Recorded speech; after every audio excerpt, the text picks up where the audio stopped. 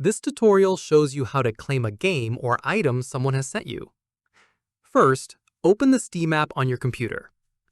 After that, check your notifications by clicking the bell icon at the top right. From there, look for a notification letting you know you've received a gift.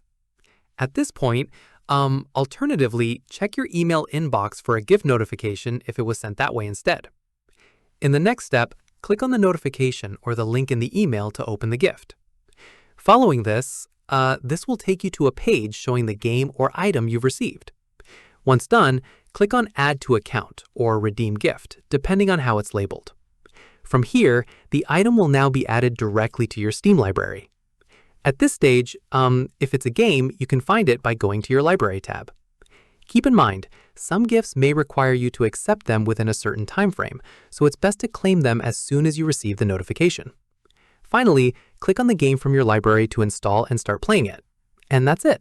If this guide helped you accept a gift on Steam, give it a like, subscribe for more Windows tutorials, and tap the bell icon for updates. See you in the next one.